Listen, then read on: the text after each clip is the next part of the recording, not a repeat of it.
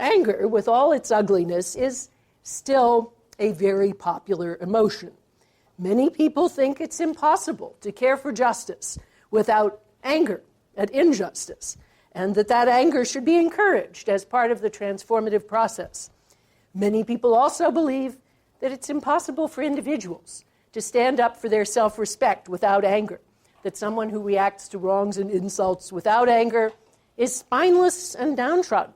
Moreover, many people also believe that getting angry when someone else does something bad to you is essential to taking that person seriously. So if you wrong me and I don't get angry and I just take it calmly, well, aren't I treating you condescendingly like a kind of child or a non-responsible person? So anger is popular. Still, I take courage from the fact that in recent years we've seen 3 noble and successful liberation movements conducted in a spirit of non-anger. Those of Mohandas Gandhi, Martin Luther King Jr., and Nelson Mandela. Surely people who stood up for their self-respect and that of others, and who did not acquiesce in injustice.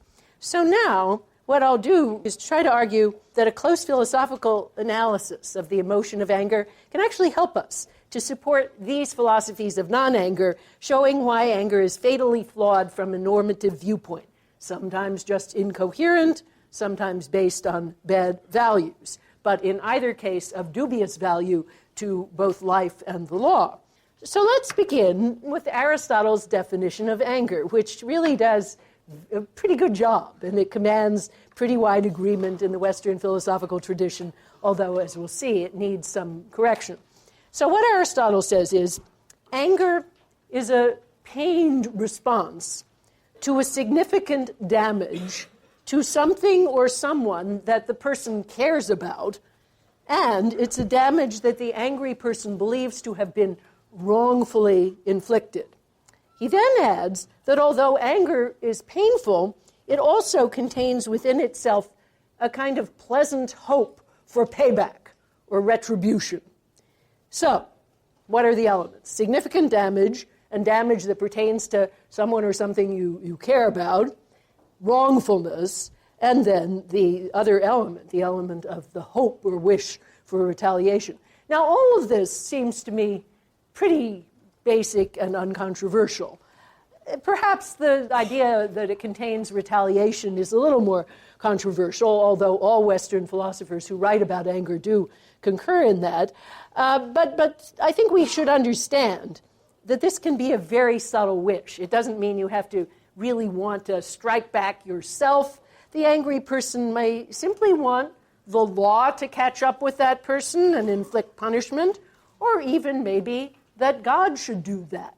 Or, even more subtly still, she might just wish that that person's life will go badly in some way, that betraying spouse will have a bad second marriage, and then that will be a sufficient punishment for the betrayal. So I think once we include all that, it does seem very plausible that anger does involve that strike-back tendency, however subtly it comes out. Without that, I think we would be dealing with some sort of compassionate grieving and not really with anger. And no doubt this strike-back tendency is part of the evolutionary heritage that we have where anger is concerned. And I'll come back to that when I talk about motivation.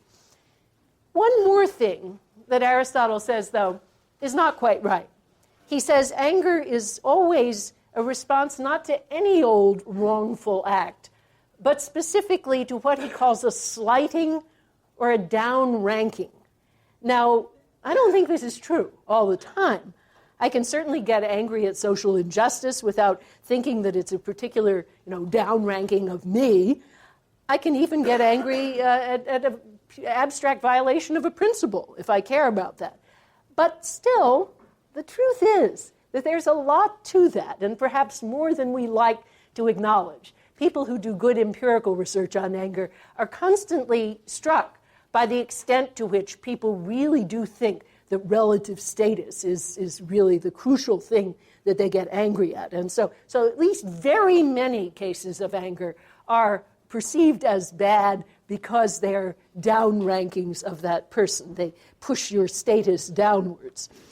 Okay, so what's the problem? I think the central puzzle is that the idea of payback just doesn't make sense. Whatever the wrong was that was done, let's say it's a murder or a rape, inflicting pain on the wrongdoer doesn't actually help restore the thing that was lost. As Aeschylus already says, when a man's blood is spilled upon the ground, what can call it back again?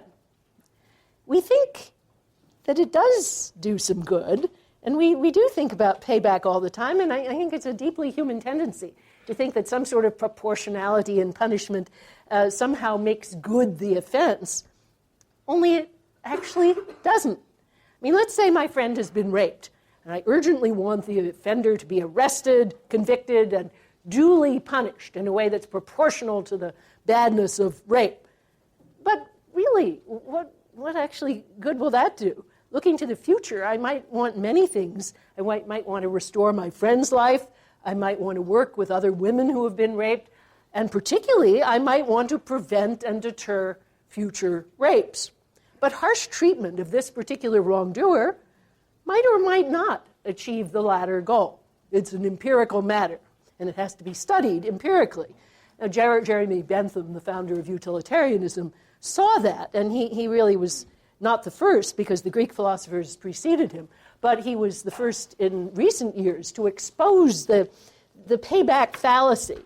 Usually people don't treat this as an empirical matter. They're in the grip of a kind of idea of cosmic proportionality or fitness that makes them think blood for blood, pain for pain is the right way to go. Now, that's deeply human. No doubt it's part of our evolutionary equipment, but I think it's fatally flawed as a way of making sense of the world. But now, let's return to Aristotle's idea of down-ranking. For there's one, and I think only one situation, in which the payback idea really does work and make sense. And that is when I see the wrong as entirely and only a pushing of me down in the social rank. In other words, only about relative status.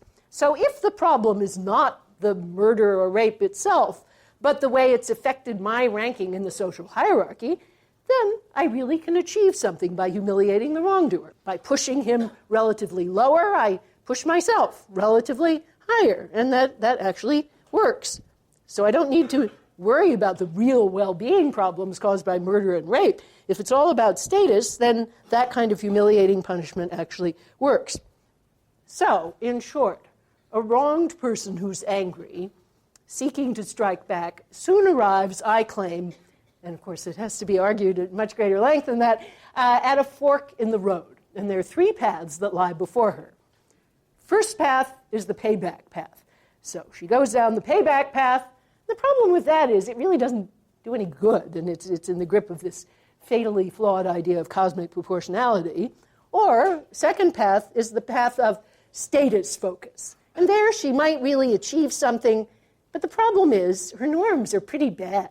It's not very good to think of murder as all about your relative status in the world, and to think that that's the only thing you care about.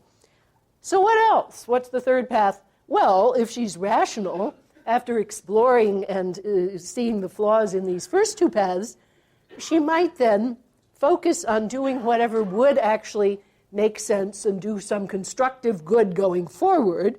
And then, as we see, that may well be an empirical matter. This might include the punishment of the wrongdoer, but it would have to be as a part of strategies that are addressed to the future. So, what's really wrong with the status path, though? Many societies do encourage people to think of all injuries as essentially about themselves and their own ranking. Life does involve perpetual status anxiety, as more or less everything that happens to one can either raise your rank or lower it. I mean, primate societies are entirely about that, and no doubt we inherit quite a lot of that in our own society. Aristotle's society is often called an honor culture, but that's as if our society was not an honor culture. And I'm afraid that all too many societies are in the grip of that narrow focus.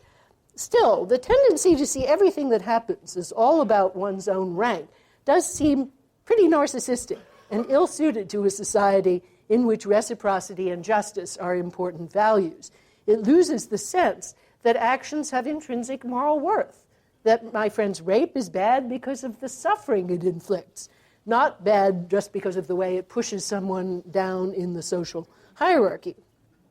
Even were the person herself the victim, it somehow seems off to view rape as all about status or downranking rather than about pain and trauma.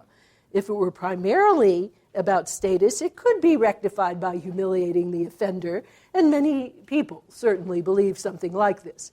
But I think that thought is a red herring, diverting us from the reality and, of course, the very difficult problem of dealing with the victim's pain and trauma, and then going forward to try to prevent such acts from happening again.